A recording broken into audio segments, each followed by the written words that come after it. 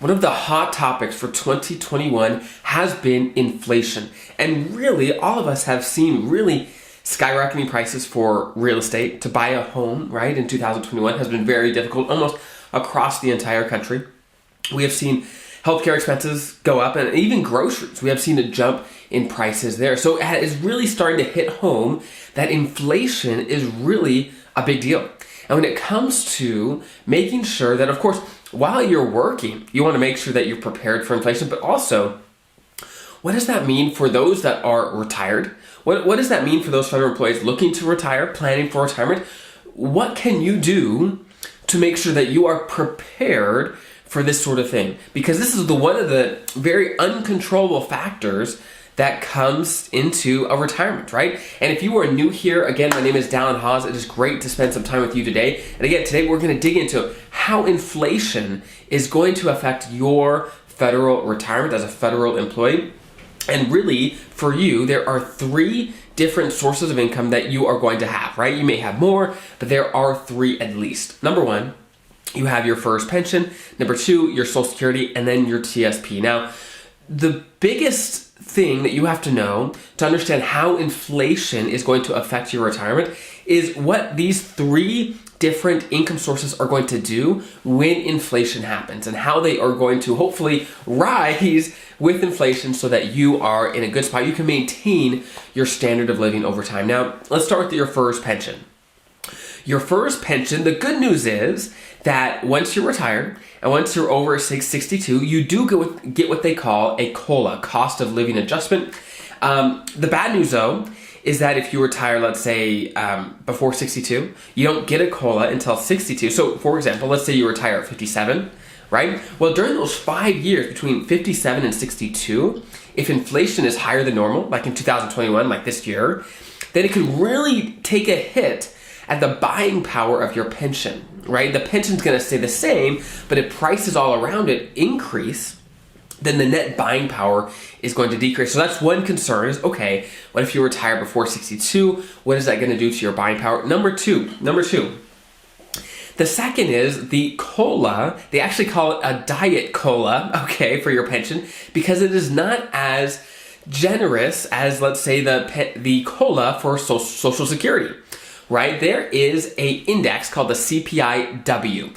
Basically, this index is supposed to track inflation, how prices increase over time.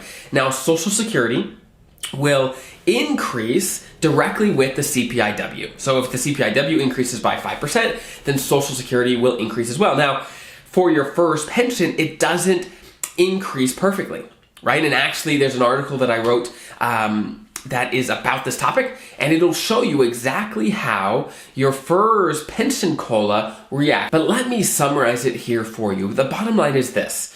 When inflation, or when the CPIW only increases up to 2%, then your first pension is going to match it 100%, okay? But when it starts to go over 2%, that is when your first pension COLA is going to start lagging. Now, when inflation is over 3%, then basically they just take whatever the CPIW increase, so whatever inflation was, minus 1%, and that is your first COLA. So if, let's say, inflation is 5%, right, then your COLA, your cost of living adjustment for your pension is going to increase only 4%. It's going to lag by 1% over time, right? So that is why, as a first federal employee, you really don't want inflation to be higher than 2% for a long period of time, right? If it's under 2%, then you will match inflation perfectly, but once it gets over that amount, then it starts lagging. And over time, that can make a pretty significant difference to your buying power, okay? So that's how it works for your first pension, okay?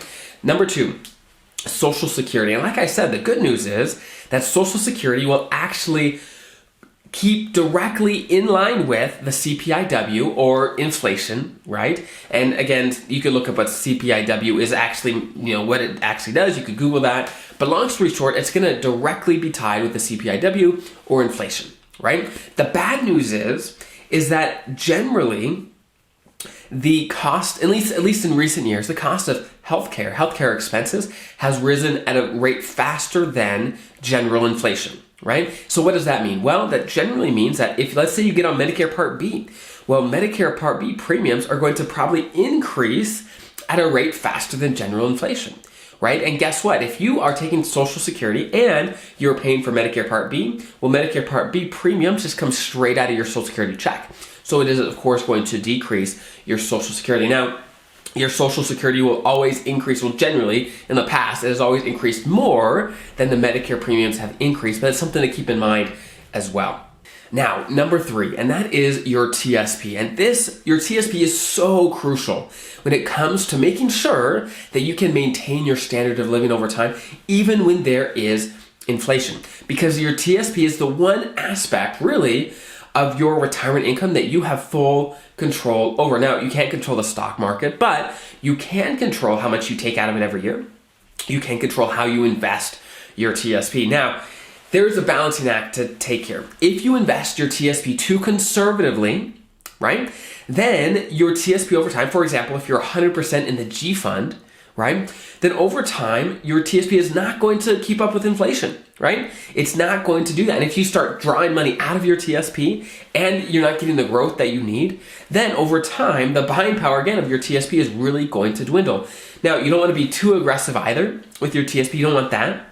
But you want to make sure that any long-term money, any money you don't need for a long time, is invested at least semi-aggressively so that over time, your TSP is going to grow more than inflation. So it'll make up for all the gaps that you might have with your pension and other things, so that over time, you can maintain your standard of living.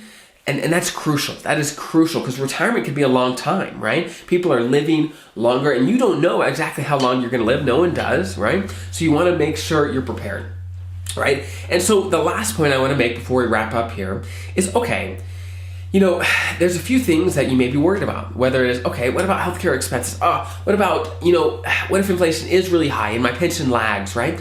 Well, here's the deal. When it comes to how you can be prepared to beat inflation, really, in retirement, is you have to have some wiggle room in your retirement plan. You have to, okay? And the reason I say that is because there's lots of things we really can't control. There's inflation, there's tax rates, there's the stock market, there's things that we really have no control over them, right? We know over time things generally will even out. For example, with the stock market, over time they will even out. But guess what? In the short term, we don't have control over any of these things. And so you have to build in some margin, some wiggle room into your retirement plan so that if something changes, if inflation is higher than normal, you're still going to be comfortable in retirement. Because if your numbers are too tight, right? If you just have barely enough money to be comfortable in retirement, then any small change, whether tax rates increase, right, or inflation happens, any small change to your plan can make retirement not so comfortable. And you don't want that to happen, right? You want to have some margin before you retire, right?